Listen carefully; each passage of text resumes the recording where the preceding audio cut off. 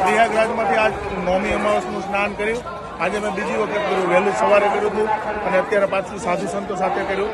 એટલે આજનું સ્નાન બહુ મહત્વનું સ્નાન છે।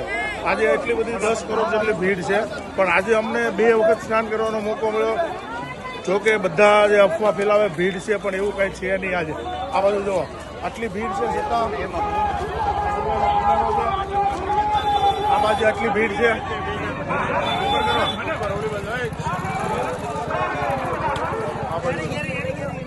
એક પણ તકલીફ પડી નથી અમને। લોકો અફડાતફડી મચાવે છે, પણ જે પણ લોકોને કંઈ કચરા કચરી થઈ હોય પણ એ સાથે સામાન લઈને આવે છે। વધારાનો સામાન હોય એટલે એ લોકોને તકલીફ પડે। એક તો જાતે પોતે જ સંભાળી ના શકતા હોય, સાથે છોકરા બૈરા હોય એવું થયું, પણ 10 કરોડ લોકો છે કે આવું કોઈ દિવસ મેં જોયું નથી। આ અશક્યની વસ્તુ શક્ય ભારતમાં બની શકે, બાકી કોઈના બાપની તાકાત નથી, કોઈ વર્લ્ડની અંદર આ વસ્તુ બની શકતી નથી। ધન્યવાદ।